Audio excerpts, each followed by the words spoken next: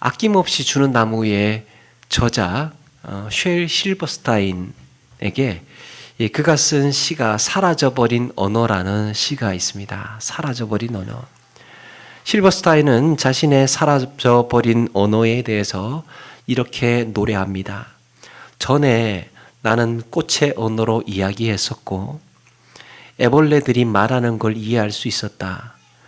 찌르레기들의 중얼거림을 알아들을 수 있었고 파리에게 잠자리에 대해 물어보기도 했다. 전에 나는 귀뚜라미에게 대답을 해주었고 떨어지는 눈송이의 소리를 들었었다. 눈송이 소리를 들었다. 전에 나는 꽃의 언어로 이야기했었다. 그런데 그 모든 것이 어떻게 된 걸까?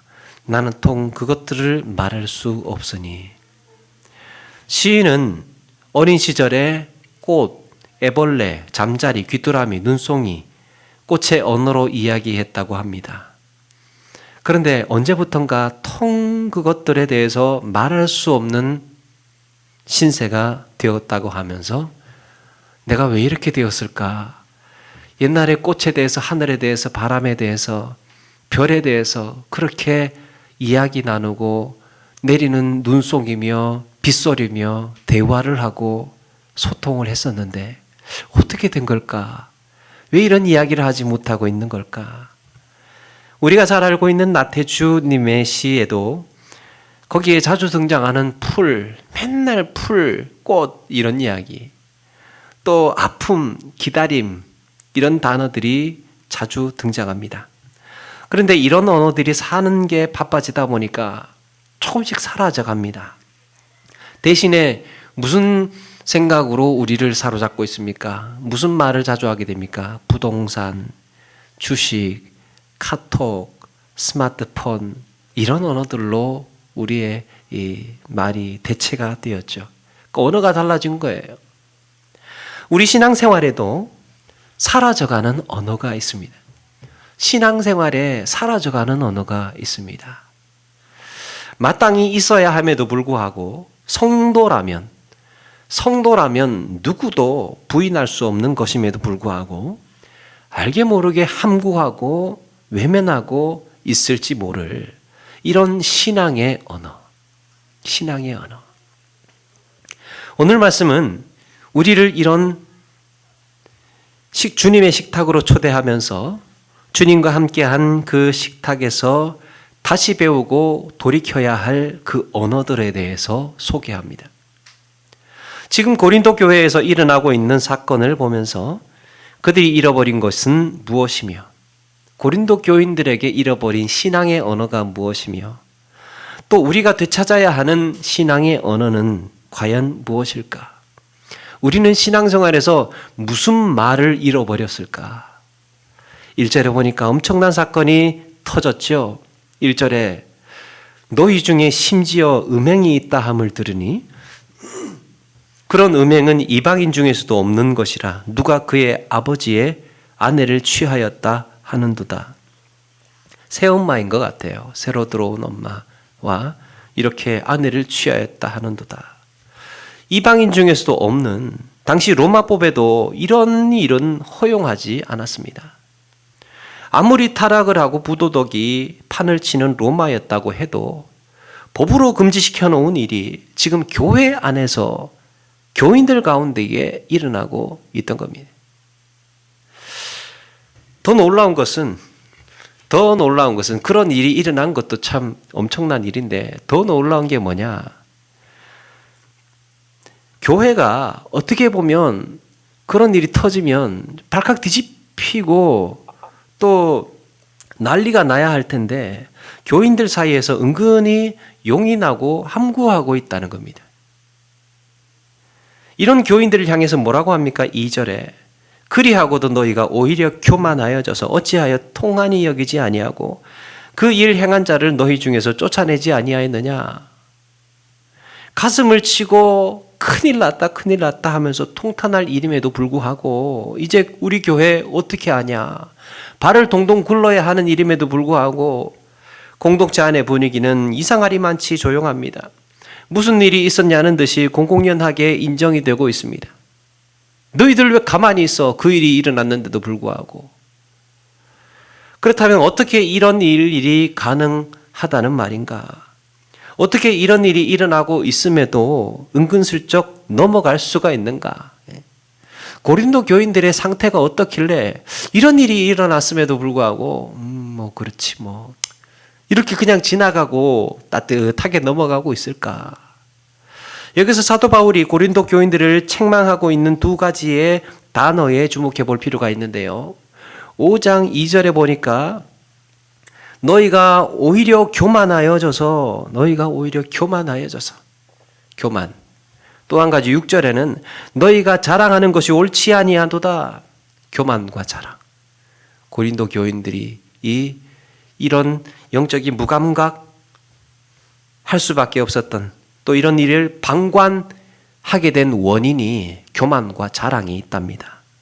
그러면 무슨 교만을 말하는 걸까? 어떤 교만? 그냥 무조건 이런 거 함구한다고 다 교만하다고 할 수는 없지 않습니까? 무슨 교만일까? 학자들은 오늘 말씀에 이런 죄를 저지르고 있는 사람들이 교회에서 쫓아내지 못할 만큼의 영향력이 있는 사람이었다고 설명합니다. 쫓아내지 못할 만큼의 영향력이 있는 사람들. 교회 고린도 사회에서 엘리트 계층에 속하는 사람들이죠. 사회적으로 힘을 가지고 있습니다. 힘을 가지고 있어요. 많은 노예들을 거느리고 있는 주인입니다. 그러니까 교회에 오면 같이 노예들도 같이 이렇게 확 이렇게 막 몇십 명씩 이렇게 오니까 그 주인이 나가면 어떻게 됩니까? 또 하나는 많은 이제 소유를 가지고 있는 부자. 언변과 지식이 탁월해서 교회 안에서 함부로 할 수 없는 사람이라는 겁니다. 건드리지를 못해요. 왜 그랬느냐? 야단치지를 못합니다. 잘못했다고 뭔가 따끔한 이야기를 하지를 못합니다. 왜? 크게 손해를 보니까. 그 사람 있어야 되니까. 어쩌면 이런 사람들이 교회에 계속 나와줘야 교회 안에 가난한 사람들 생계 유지할 수 있을 것이고 사회적으로 문제가 생기면 영향력 있고 힘 좀 쓰는 사람이 좀 이렇게 나서줘야 했기 때문에 아무도 말하지 못하고 있었던 겁니다. 아무도 말하지 못하고 있었어요. 이런 사람을 정죄하고 쫓아낸다는 것은 그들에게 있어서 매우 곤란한 문제였습니다.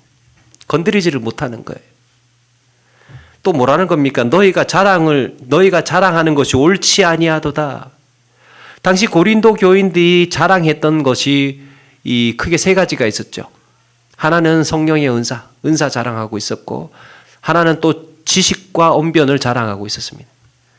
그리고 또 뭐가 있습니까? 그들이 추종하고 있는 사람을 자랑하고 있습니다.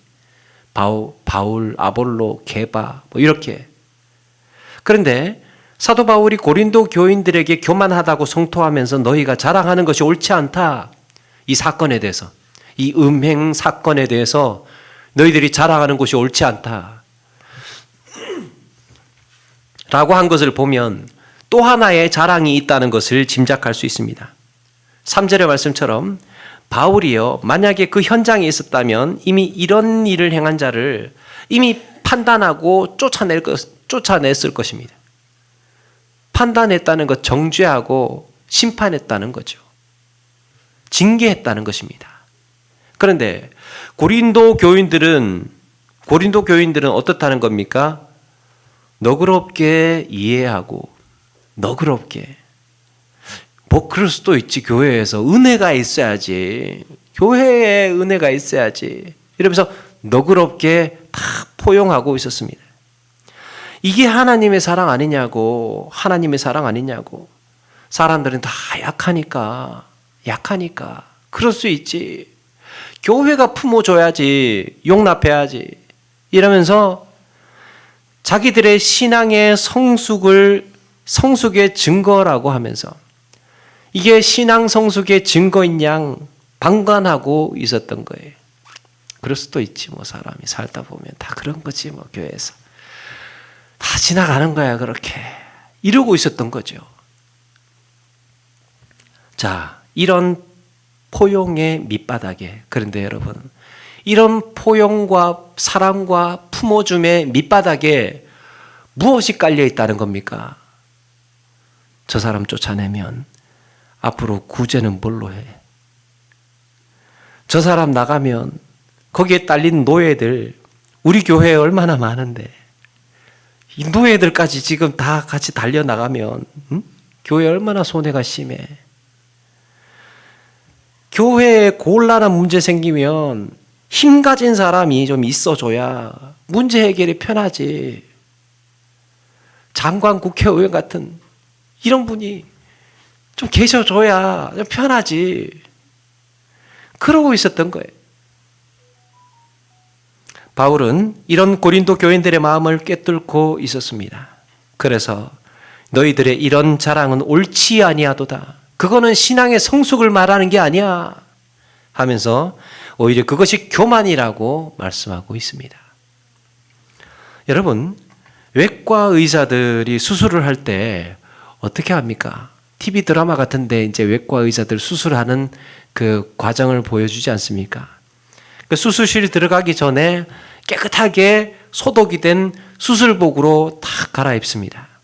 머리카락 하나라도 떨어지지 않게 모자를 씁니다. 또 위생 장갑을 낍니다.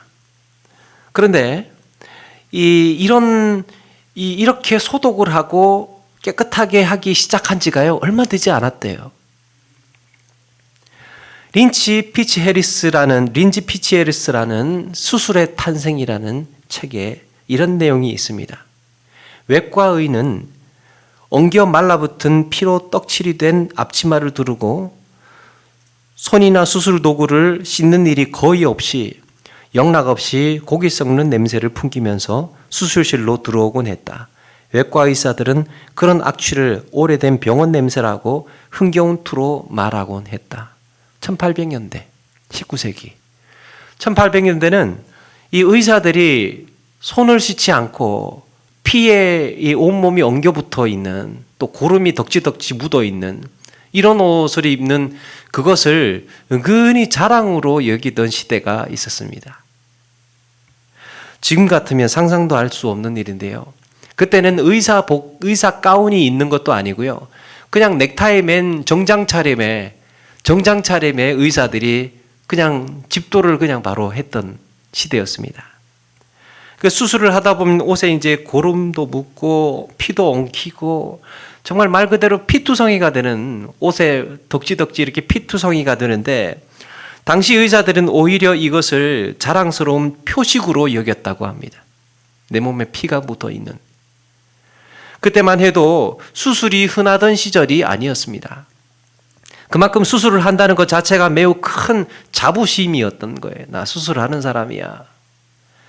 나 메스 들고 수술하는 사람이야. 이거를 자랑스럽게 생각을 했습니다. 그러다가 이제 이 의술에 있어서 획기적인 변화가 생기죠. 마취법의 발견입니다. 마취법이 발견이 되면서 수술에 뛰어드는 경우가 훨씬 케이스가 많아졌습니다. 문제는 감염이었습니다. 감염 때문에 죽는 사람이 폭발적으로 늘어났던 거예요. 마취술이 발달되면서 수술하는 경우가 많아졌고 그만큼 감염으로 죽는 사람들이 훨씬 더 많아졌다는 것이에요. 그때까지만 해도 위상이라든지 감염에 대한 의식이 없어서 수술 도구 씻지도 않고 손도 안 씻고 옷도 안 갈아입고 그냥 이제 피로 범벅이 된 옷을 그대로 입은 채로 그걸 자랑으로 생각을 하면서 집도를 했던 것이지요. 그런데 그들이 자랑으로 여겼던 이 피와 고름과 피 묻은 옷이 오히려 감염의 원인이 돼서 더 많은 환자들이 희생을 당해야 했던 것입니다. 자랑스럽게 여겼던, 나 이런 수술을 하는 실력 있는 사람이야 말이야. 안 씻어요. 그냥 그대로 냅두고. 그런데 그것 때문에 오히려 감염이 돼서 죽어가는 사람들이 많았다고 합니다. 이런 문제의식을 깊이 있게 본 사람이 영국의 외과 의사 조지프 리스트라는 사람이에요. 역사적인 인물입니다. 조지 블리스터. 소독학의 창시자로 불리는 그때 이제 소독이 개발이 되게 된 겁니다. 수술을 할 때 환부를 먼저 소독을 해요. 지금은 너무나 당연하고 상식적인 이야기인데 수술을 할 때 그 환부를 소독을 하는 것은 너무나 당연한 이야기인데 그때 소독이 시작되었다는 거예요. 그리고 의료진들의 의복이며 장갑이며 또 의료 장비 이런 것들 기본적으로 다 멸균 처리하는 소독을 하는 이런 절차가 실시가 되었습니다. 그러니까 이제 수술로 인해서 감염으로 사망하는 환자들이 급격하게 그때부터 줄어든 겁니다. 지금의 의사분들이 흰색 가운을 입지 않습니까? 그게 그때부터였습니다. 피 묻은 옷을 빨리 발견해서 갈아입기 위해서. 피와 고름을 묻힌 옷이 자랑이 아니라 환자의 생명을 살리는 것이 자랑이라는 본질을 깨달았던 것입니다. 이런 모습은 예수님의 성전 정결 사건 속에서도 드러납니다. 여러분, 성전이 어떤 곳입니까? 하나님의 말씀이 살아 역사해야 하고 만민이 기도하는 집이어야 합니다. 그런데 예수님께서 가신 성전 그 현장에는 온갖 갈취에 가까운 이득을 챙기는 사람들, 폭리를 누리는 사람들이 있었던 거예요. 예수님은 이 광경을 보시고 조금 더 지체하지 않았습니다.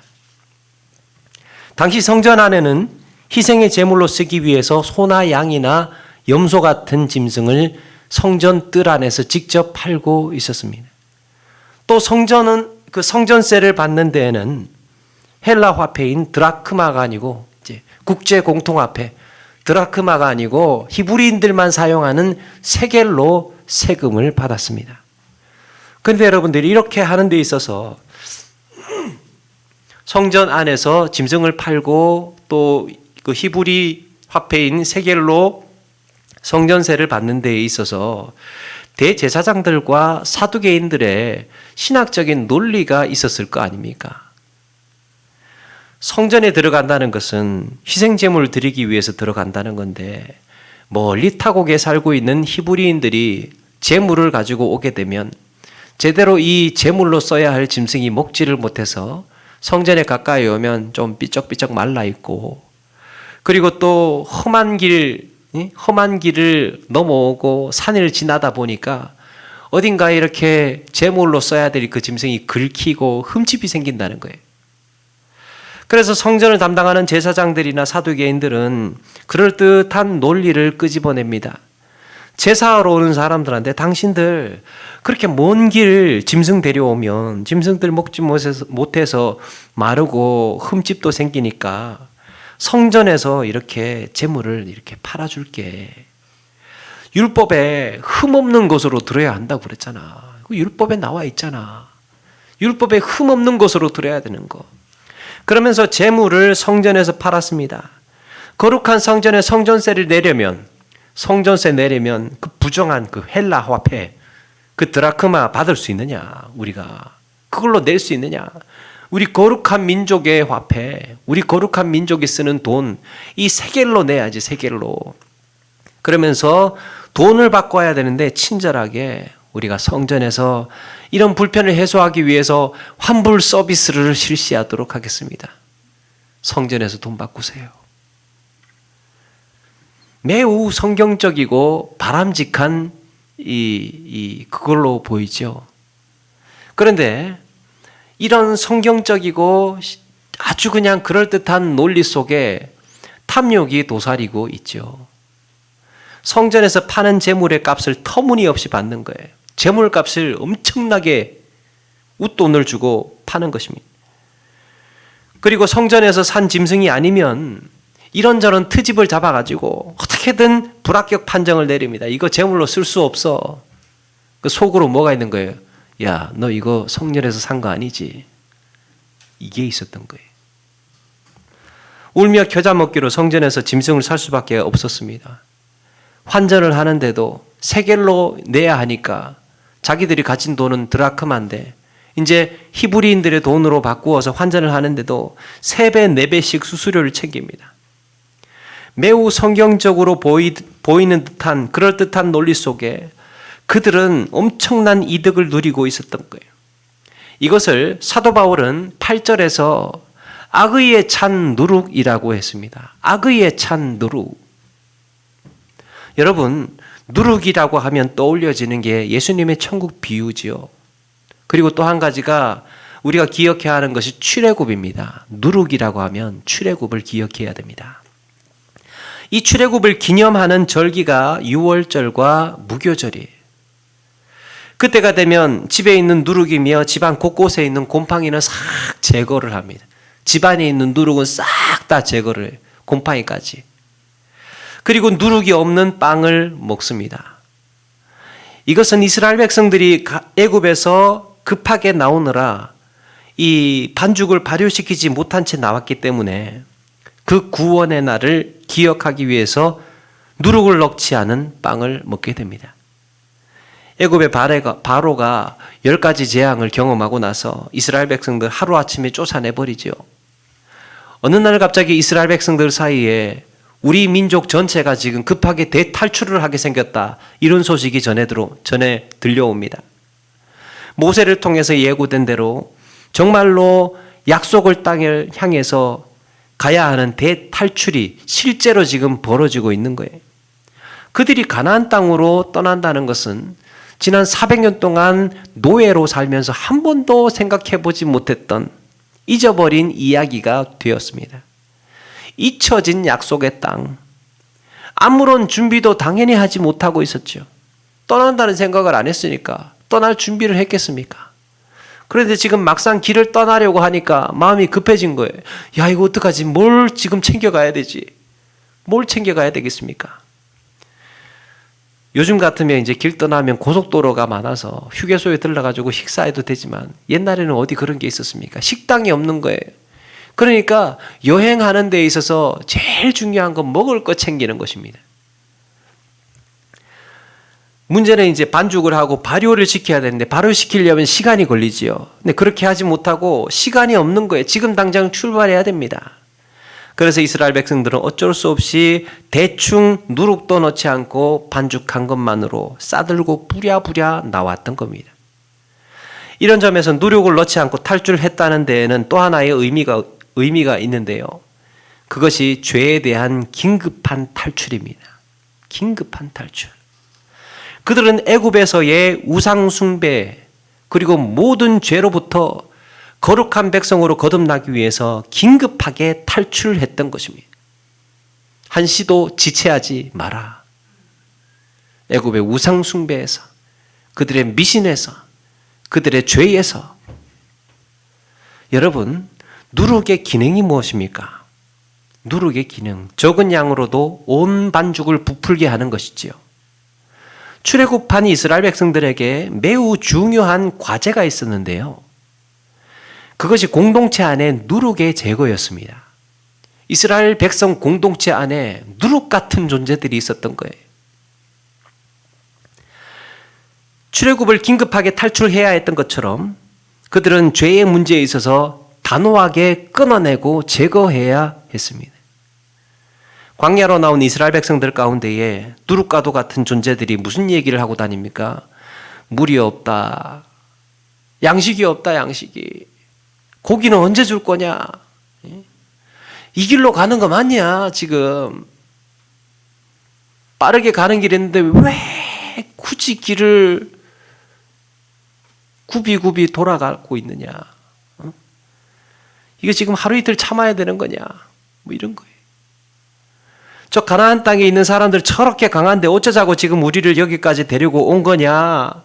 그러면서 웅성웅성 사람들한테 불만과 불평과 악평을 막 퍼뜨리는 겁니다. 여러분, 이게 이런 게 누룩, 공동체 안에서 누룩과도 같이.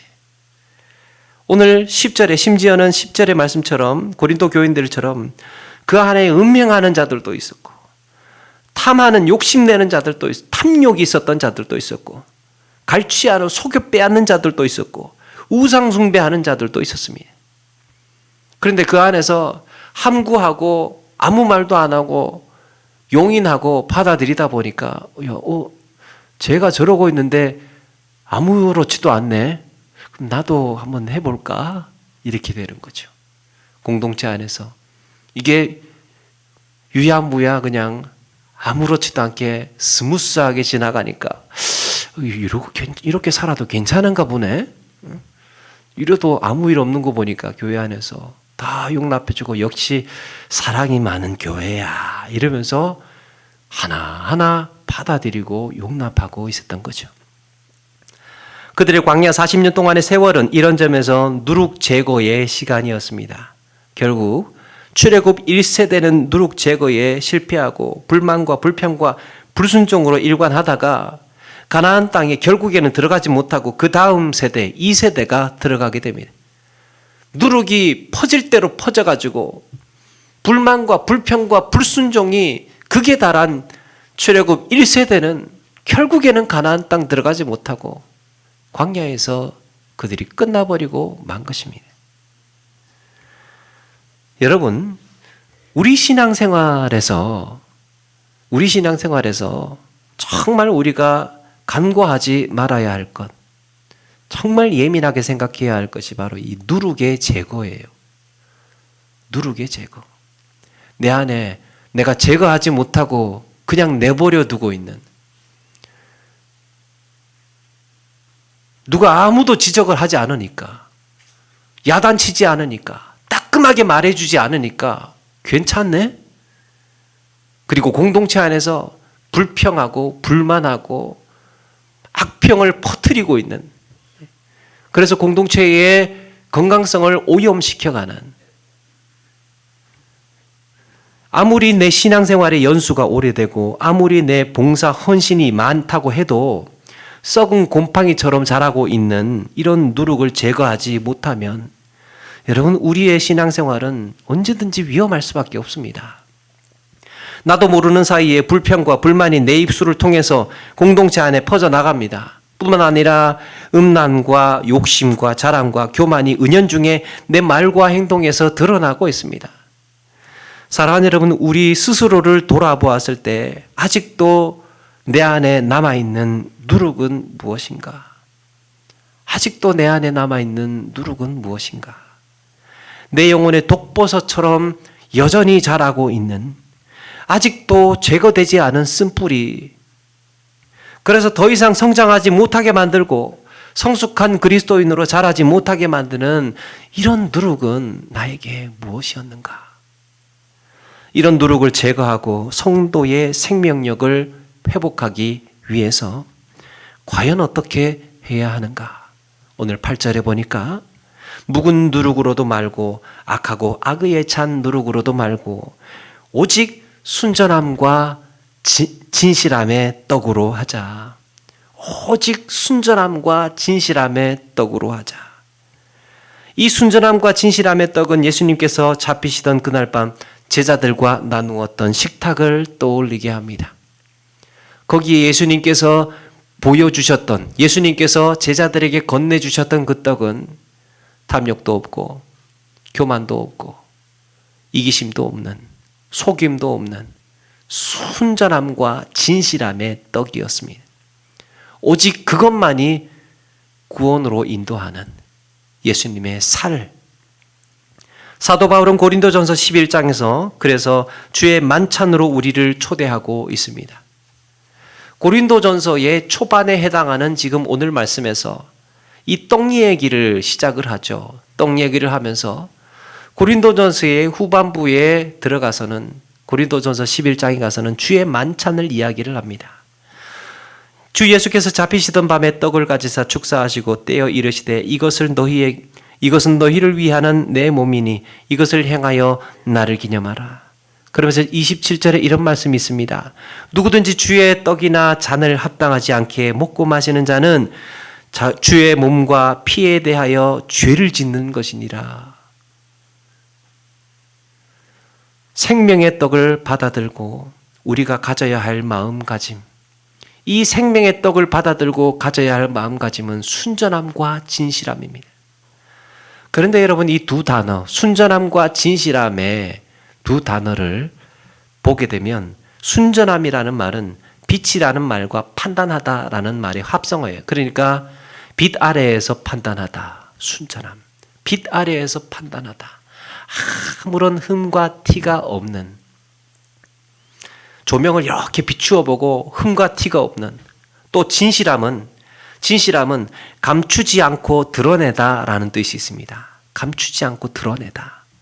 빛 대신 주님 앞에 서게 되었을 때 우리 자신이 이 썩어 있는 곳이 드러나게 됩니다. 주님 앞에 주님의 복음의 빛, 생명의 빛 가운데 서게 되었을 때 썩어 있는 우리의 환부가 드러나게 됩니다. 내가 얼마나 악한 죄인이었는가, 우리 주님 앞에 서니까 내가 얼마나 타락하고 더러운 죄인이었는가 밝혀지게 되는 것이지요. 여러분, 우리가 예배를 주님 가운데, 주님 앞에 나아가는 일이라고 했다면 예배 가운데에 반드시 있어야 하는 것이 나의 죄에 대한 깨달음이에요. 사도 바울은 자신의 내면이 말씀의 법에 비추어졌을 때 이렇게 탄식을 합니다. 오호라, 나는 곤고한 사람이로다. 이 사망의 법에서 누가 나를 건져내랴. 말씀의 법에 비추어 보니까 이런 사망의 몸을 다 봤나, 나 같은 죄인을 봤나. 사도 바울이 그걸 탄식하고 있었습니다. 베드로가 예수님께서 전능하신 하나님이라는 것을 깨닫고 나서 어떻게 고백했습니까? 주여, 나를 떠나소서, 나는 죄인이로소이다. 주님, 떠나십시오. 제가 부끄럽습니다. 오순절 성령 임재로 몰려왔던 사람들, 오순절 성령 강림이 일어나고 있을 때 사람들이 몰려왔죠. 그때 복음의 빛을 접하고 보였던 사람들의 반응이 무엇입니까? 그들이 이 말을 듣고 마음에 찔려 베드로와 다른 사도들에게 물어 이르되, 형제들아, 우리가 어찌할꼬. 이렇게 누룩이 없는 순전함과 진실함의 떡을 받아든 자들에게 자연스럽게 일어나야 할 반응이 바로 여러분 자신의 죄인됨을 인정하고 회개의 자리에 엎드리는 것입니다. 주님 앞에 섰을 때 가장 먼저 나타나는 반응이 나의 죄인됨을 깨닫는 것이고 그 다음에 엎드리는 거예요. 회개하는 것. 그런데 고린도 교인들은 회개 없는 구원, 회개 없는 은혜를 생각하고 있었던 것입니다. 여러분, 은혜가 무조건적인 은혜지요. 그런데 은혜에도 조건이 있다면 그것은 회개입니다. 회개. 우리의 신앙생활 가운데 사라져가고 있는 언어가 회개 아닙니까? 간절히 눈물로 회개하는 것이 사라져가고 있습니다. 우리의 신앙생활에. 이것은 뭘 의미하느냐? 하나님의 임재를 그만큼 경험하지 못하고 있다는 거예요. 주님을 만나고 있지 못하고 있다는 것입니다. 회개가 일어나지 않고 있다는 것. 회개의 기도, 회개의 부르짖음이 사라져가고 있습니다. 왜 그렇습니까? 이게 이유가 있어요. 회개가 사라져가고 있어요. 생명의 떡은 먹고 싶은데 누룩 빼기는 싫은 거예요. 모순이죠. 생명의 떡은 순전함과 누룩이 없는 순전함과 진실함인데 누룩은 빼기가 싫은 거예요. 또 한 가지 사라져가고 있는 언어가 있습니다. 13절 말씀 보니까 밖에 있는 사람들은 하나님이 심판하시려니와 이 악한 사람은 너희 중에서 내쫓으라. 이것을 바꾸어 말하면 권징이라고 합니다. 권징이라는 말 언제 들어봤는지도 모르겠습니다. 이 권징은 신앙생활 중에서 사라져가고 있는 언어가 아니라 거의 잊혀진 언어예요. 우리가 지난번에 다녀왔던 김제 금산교회라는 데가 있죠. 금산교회. 거기에 아름다운 이야기가 전해졌었죠. 조덕삼 장로님은 자기 집에 집사일 때, 조덕삼 장로님이 집사일 때 이 자기 집에 모습으로 있던 이자익이라는 사람이 같이 이 금산교회 집사였는데 장로 선출이 있었는데 이 자기 집에 일하고 있던 모습 이자익이 먼저 장로가 된 겁니다. 충분히 조덕삼 장로는 반발할 수가 있었습니다. 세상에 지금 우리 집에 일하는 이 자액이, 우리 집에 일하고 있는 이 자액이를 지금 먼저 장로로 세우면 어떡하냐. 그럼 나 주인은 뭐가 되냐, 교회 와서. 이게 파토야. 그러면서 이제 자익이한테 묻죠. 야, 이제 자기 집 모습이니. 야, 자익이 맞아, 안 맞아? 이거 말이 돼? 너 어떻게 할 거야? 장로 지금 받을 거야? 이러면서. 자기가 먼저 장로가 돼야 될 판인데, 자기 집 모습이 장로가 된 거에 대해서 충분히 인간적인 생각으로 반발할 수 있었을 겁니다. 그런데 조덕삼 장로는 여기에 대해서 순종하고 그에게 박수를 보내고 축복해주고 감사했습니다. 야, 우리 하나님 정말 일꾼을 알아보시는군요. 이 자에게 하나님의 일꾼 맞습니다. 먼저 세워주셔서 감사합니다. 이 일로 인해서 제가 낮아질 수 있는 기회가 되었고, 이 일로 인해서 우리 이자익 장로님 잘 섬기겠습니다. 그렇게 고백을 했던 것입니다. 권위에 대해서 순종할 줄 알았습니다. 나중에 조덕삼 장로는 이자익 장로를 평양신학교에 보내고 신학 공부를 시키고 목사로 만듭니다. 그러면서 이 이자익 목사님이 금산교회의 담임 목사로 청빙이 되고, 그렇게 해서 대한예수교장로회 총회에 총회장을 3번이나 역임합니다.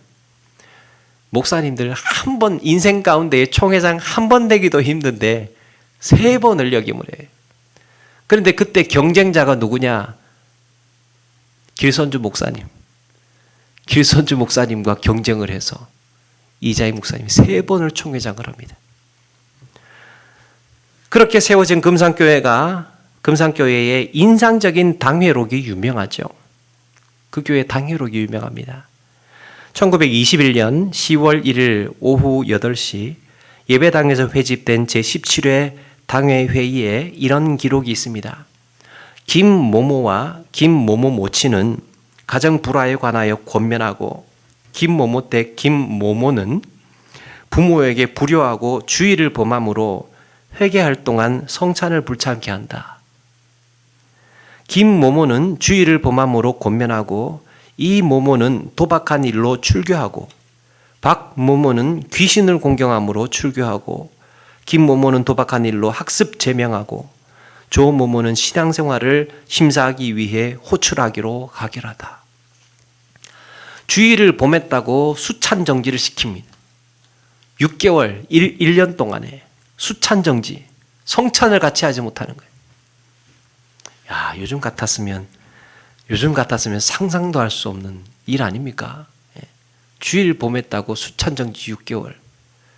그렇게 하는 교회도 참 간 큰 교회지만, 그렇게 또 수찬정지를 당하고 버틸 수 있는 멘탈이 있는 신앙 성도도 있을까? 신앙을 심사하기 위해서 소환해서 조사하기로 했다. 당신 신앙이 어떤지를 우리 한번 조사해야 되겠다. 그냥 신방 개념이 아니에요. 그냥 불러서 조사하는 거예요. 신앙이 어떤지를 따져 묻겠다는 겁니다. 교회예요. 교회에 표지가 3개가 있습니다. 교회 표지. 이 표지가 뭐냐? 교회의 교회됨을 정의해주는 특징이에요. 특징. 그러니까 이게 있어야 교회다라는 겁니다. 교회의 표지 3개. 그러니까 그게 있어야 교회인지 아닌지가 구별이 됩니다. 첫째 하나, 말씀이 선포되어야 된다. 그러니까 교회가 되려면 하나님의 말씀이 설교가 되고 선포가 되어야 교회다. 두 번째는 성례가 있어야 된다. 성례가 뭐냐? 성찬과 세례죠. 성찬이 있어야 하고 세례가 있어야 교회다라는 거예요. 세 번째가 권징입니다. 권징. 따끔하게 야단치는 권위가 있어야 교회라는 거예요. 그런데 말씀과 성례는 있을지 모르나 권징은 잊혀진 언어가 되었습니다. 교회임을 증명하는 표지 한 가지가 잊혀져서 영적인 심장병을 앓고 있는 게 오늘날의 교회예요. 권징받았다는 소식 들어본 적 있습니까?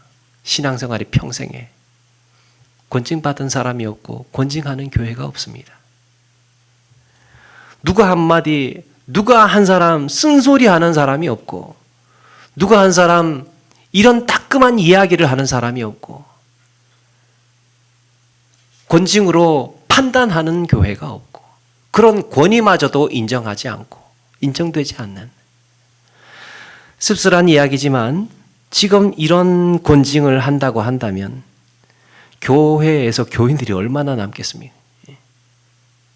그렇다고 해서 당회가 막무가내로 밀어붙여서 되는 일도 아니죠. 당회가 이렇게 권징합니다 이렇게 밀어붙이는 일도 아니에요. 지금은 교회의 권징이 살아있어야 교회의 생명력이 유지되고, 이게 회개와 성장의 동력이라는 것을 온 교인들이요 다 공감하고 이해하고 받아들여야 됩니다. 야, 이렇게 누군가가 이런 권징의 계기가 있어야 내가 돌아서고 회개하고 다시 한번 성장하고 마음을 다잡을 수 있다.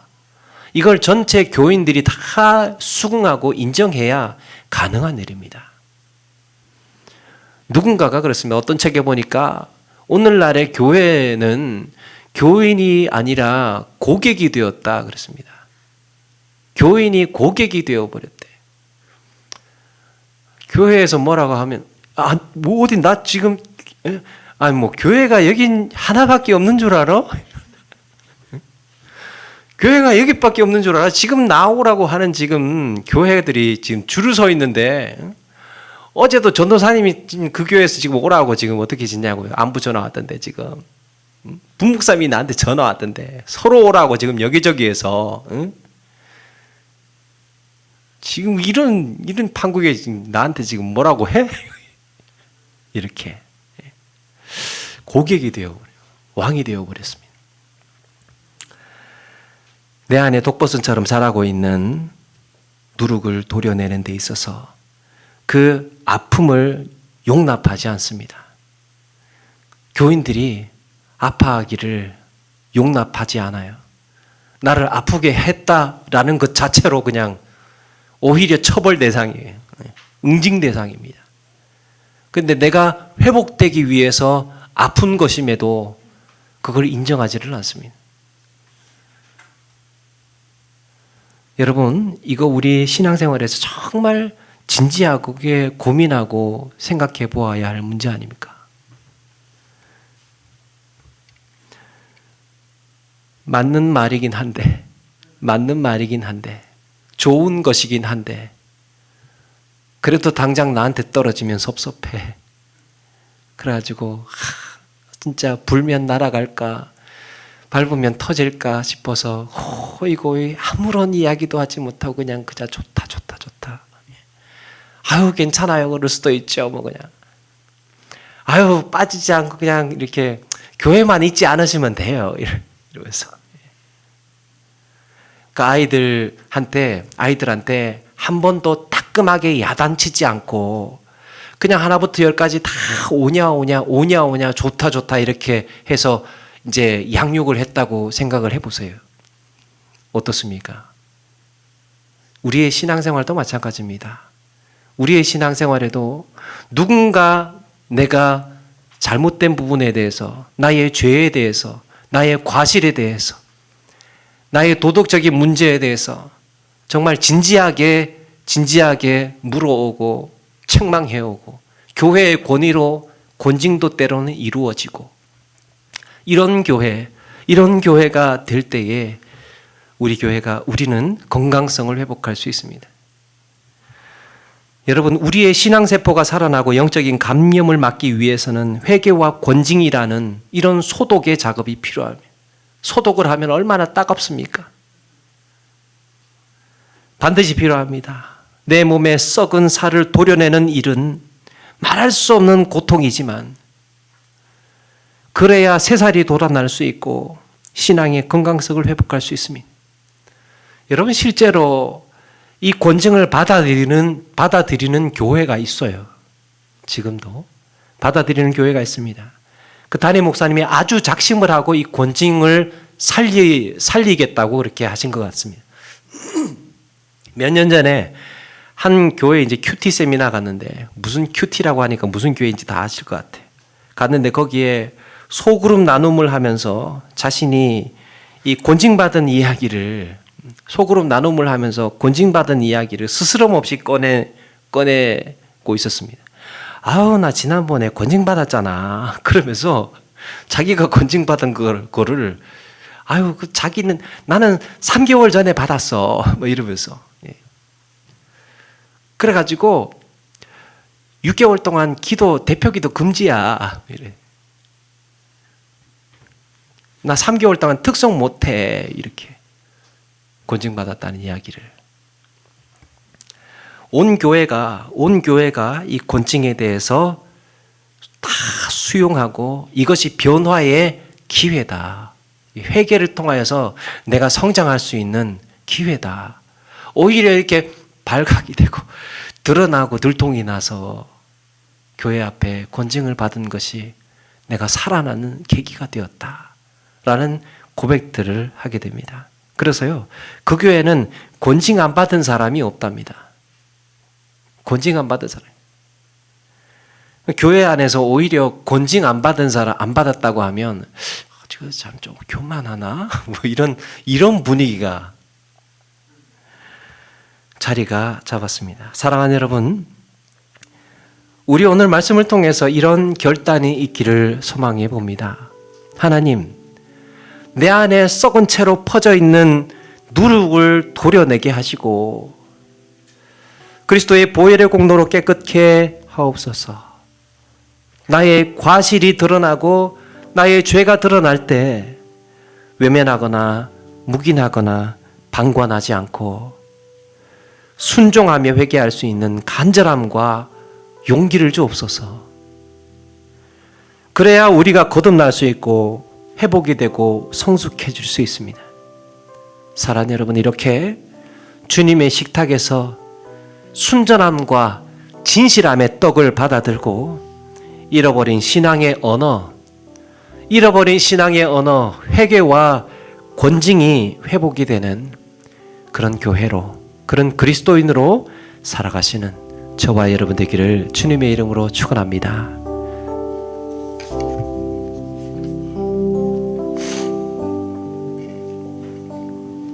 정결한 마음 주시옵소서.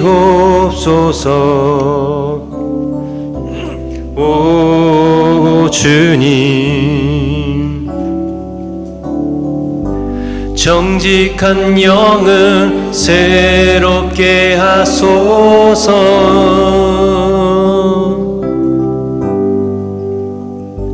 정결한 마음 주시옵소서. 오 주님, 정직한 영을 새롭게 하소서.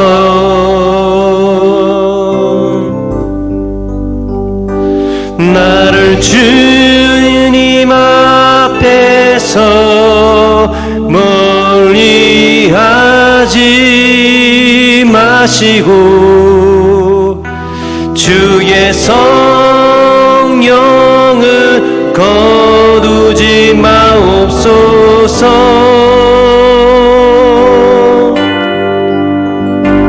그 구원의 기쁨 다시 회복시키시고 변치 않는 마음 내 안에 주소서. 우리 한 번 더 고백하면서 준비한 예물 드리겠습니다. 정결한 마음 주시옵소서.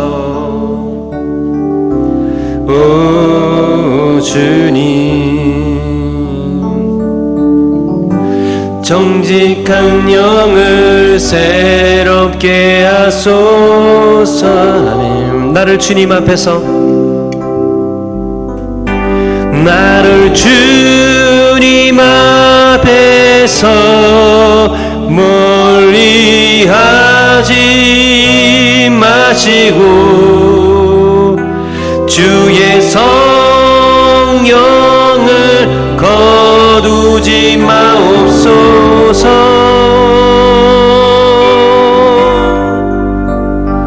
그 구원의 기쁨 다시 회복시키시고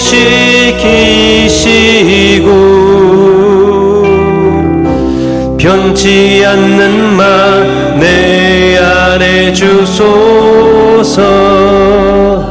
네, 우리 오늘 말씀 기억하면서 잠시 한번 기도하며 나가기를 원합니다. 하나님, 내 안에 아직도 제거되지 못한 누룩이 있습니까? 하나님, 이로 인하여서 우리의 신앙의 성장과 또 영적인 생명력을 또 멍들게 하는 하나님, 이런 누룩들을 제거하게 해주시고 우리의 삶 가운데에 아버지 하나님, 회개와 권징, 사라져버린 언어들이 다시금 회복이 되고 살아나서 하나님 건강한 신앙생활 해나갈 수 있도록 은혜 베풀어 주옵소서. 이를 위하여서 우리가 함께 결단하고 다짐하며 합심하며 나아갈 수 있는 아름다운 믿음의 삶으로 살게 해달라고 우리 같이 한번 이 시간 기도하며 나가겠습니다. 같이 기도하겠습니다.